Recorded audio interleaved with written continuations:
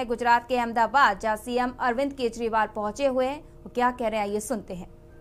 बिना कागज के, बिना किसी के भी घर में घुस जाओ, किसी के भी दफ्तर में घुस जाओ, और फिर ये तो आम आदमी पार्टी थी, इतने भी पैसे नहीं तो किसी से भी पैसे मांग लो, पैसे बोलो इतने पैसे दे, नहीं तो तेरे को पकड़ के ले जाएंगे, और कोई कागज नहीं, कुछ नहीं। ये चल क्या रहा है इस देश के अंदर? ऐसे पुलिसिया सरकार चलेगी? आप लोगों से मैं पूछना चाहता हूं, यहां कितने ऐसे लोग हैं जिनके या तो खुद के ऊपर, या रिश्तेदार के ऊपर, या दोस्तों के ऊपर, या जान पहचान वालों के ऊपर, या तो इनकम टैक्स की रेड हुई हो, ईडी की रेड हुई हो, सीबीआई की रेड हुई हो? जरा हाथ खड़ा करके, डरने की जरूरत नहीं है, यहां पे हाथ खड़ा करके बताएं। इतने देश के अंदर ऐसे डरा रखा है इन लोगों ने एजेंसी के जरिए लोगों को,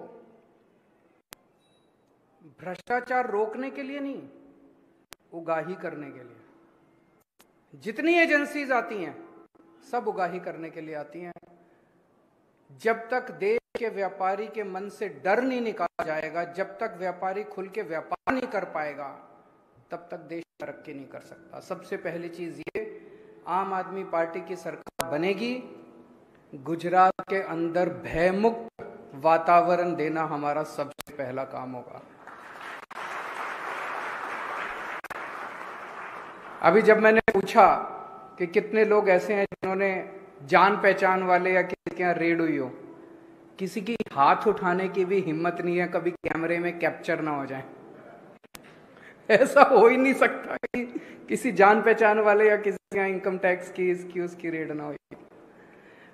डर निकालना पड़ेगा सबसे पहले, जनता के मन से डर निकालना पड़ेगा। निडर होके व्यापार करो, आप निडर होके व्यापार करोगे, आपका व्यापार बढ़ेगा तो देश तरक्की करेगा। ये मैं दिल से कह रहा हूं। खुद भी एक व्यापारी परिवार से आता हूं, मैं बनिया परिवार से आता हूं, बनिया हूं, तो हमारे दादाजी की तरफ भी, मामा जी की तरफ भी, नाना नानी, दादा दादी सारे व्यापार में थे, और मैं जानता हूं कि एक व्यापारी कितनी टेंशन के अंदर 24 घंटे व्यापार करता है। कभी लगता है ये एजेंसी आ जाएगी, कभी वो डिपार्टमेंट आ जाएगा, कभी वो आ जाएगा। सबसे ज्यादा जीएसटी से दुखी हैं लोग, हैं कि नहीं है? जीएसटी से बहुत दुखी हैं। अभी जैसे बताया इन्होंने, कई मैं सुन रहा था, जैनेन्द्र तन्ना जी ने बताया कंप्लायंस की दिक्कत है, रेट्स की भी दिक्कत है। इतना कठिन कर दिया इन लोगों ने, इतना कठिन कर दिया इन लोगों ने जीएसटी को, इतने चार्टर्ड अकाउंटेंट को भी पैसे देने पड़ते हैं, उसके बावजूद भी कहीं ना कोई गड़बड़ हो जाती है। इसको सिंप्लीफाई करने की जरूरत है।